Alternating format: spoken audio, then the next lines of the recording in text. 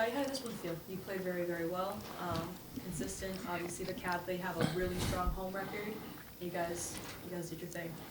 I would say feels good to win. Everyone feels good. Just we just came out here ready to play. Did what the game plan was, be able to run, get stops, run in transition.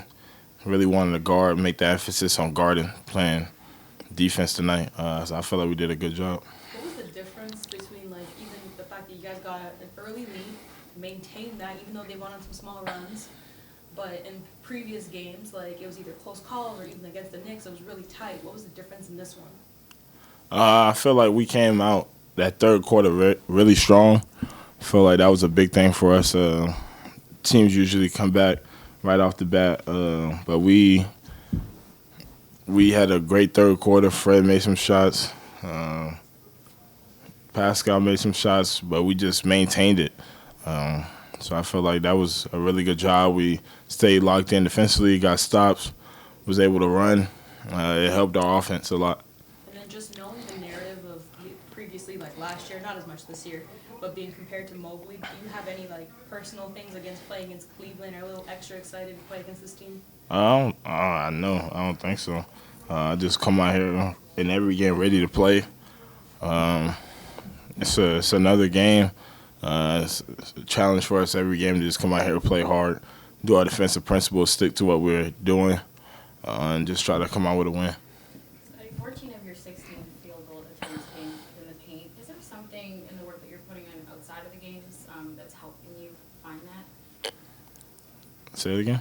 I was saying you're finding success more so in the paint when it comes to your attack on offense. Is there something that you're adding outside of the game that's allowing you to find that? I feel like that's always been mostly my game, trying to get to the rim, be able to score, finding different angles to be able to attack, re-attack, just trying to take what the defense is giving me, try to get different angles.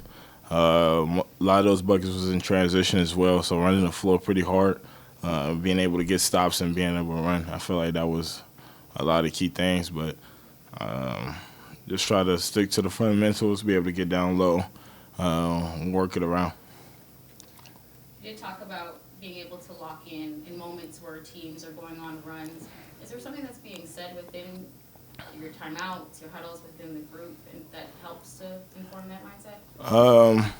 We all we knew at halftime that we needed to come out strong. Like I said, we know that sometimes that third quarter, start of the third quarter, team comes back, goes on a run. But we know what we need to do. Third quarter at halftime, we said we need to come out strong, be able to start off getting stops, being able to run. We made shots, being able to run, get stops. Just kept doing the same thing. They were saying in the huddles, don't get bored of it. Pascal was saying, don't get bored of it. Keep getting stops. Keep locking in on defense. So that's what we were doing. Yeah, they were ready. Our guys were really, really good. I mean, as good as we could be, really, defensively and moving the ball at the start of the game and throughout the entire first half. When you think about Scottie in this type of game in response, what did you get from him tonight?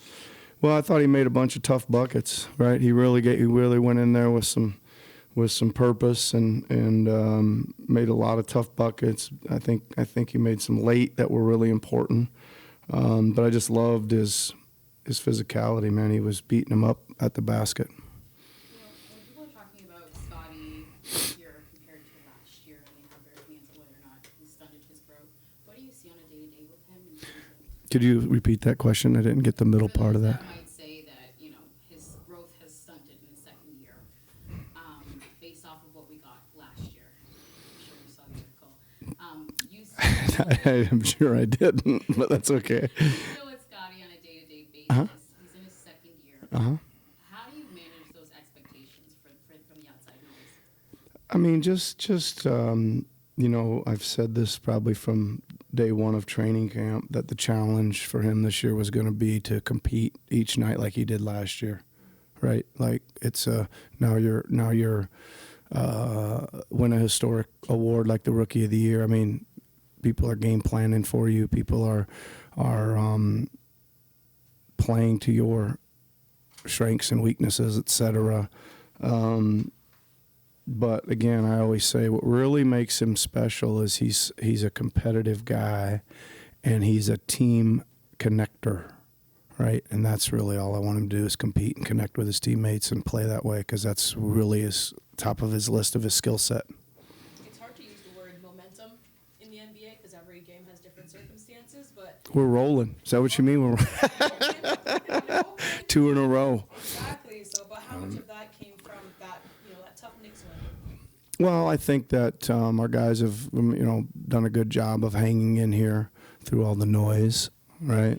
And they've played, again, I've said this too, but I'll say it again, is the overreaction to, losing a couple games and losing some really tough games close and just not, having the ball bounce your way against teams that are really superstar laden and talented and rolling themselves, right, to go fight those teams. I mean, really the only bad game that was in there was the Golden State game. Everything else we've been out there fighting like crazy.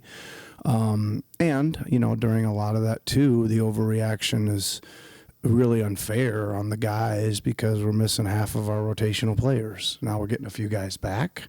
It makes a big difference, man. It makes a big difference. So How about that 3-point shot?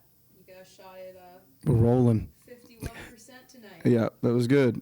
I thought we did a great job of creating great ones. And again, I think that you talked about momentum. That is a momentum type thing too. I think when we're going through a stretch where we weren't shooting it very well, that continues. And then you come out and start hitting some early and start spreading it around and have a bunch of different guys make them, right? 1, 2, 3, 4, 5, 6 different guys make them. We haven't had that in a long time. So I think that, again, is part of a momentum thing that goes on with it. But we're really moving the ball.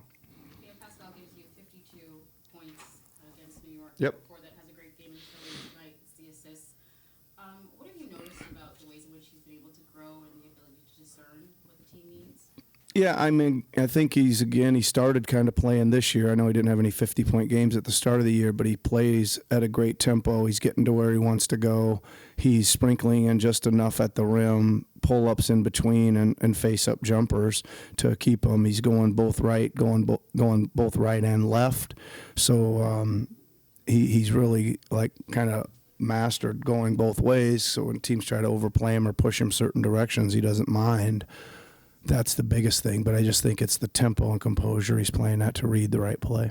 Any huge help to have Gary back? Yeah, it was nice. I mean, geez, he came in and hit his first couple, I think first 3, right? And that again just gives us a chance to have somebody can make them and create space.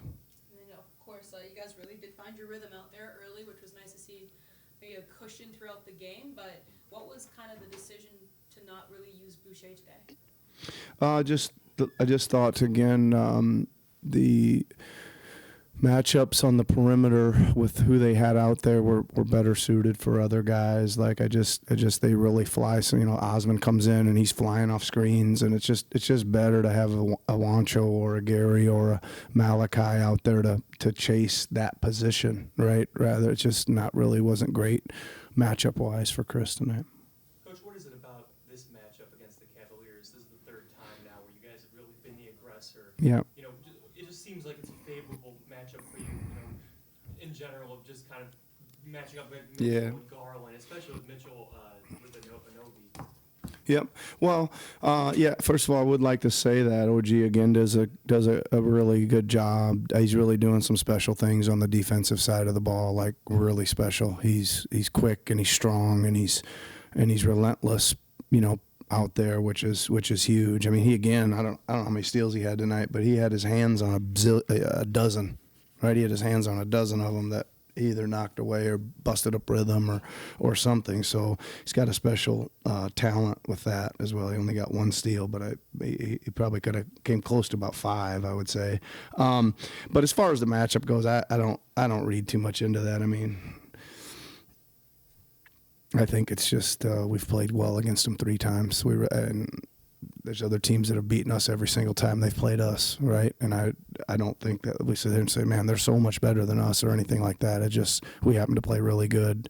I think this one was the challenge. I think that opening night, you can kind of say it's opening night. We're on our home floor. We're going to have some good juice. The last time we caught them on a back-to-back with a couple guys missing. Tonight they pretty much had their full roster and were sitting hungry for us, I thought. And you know, we talked about it. We talked about that they were going to be really ready, and they've been kicking the heck out of people here at home from start to finish. And we need to go out and play with a special energy, focus, and juice tonight, and we did. Is that why you had practice yesterday? Maybe. We need it. We need some practice. Yep. All right. Everybody.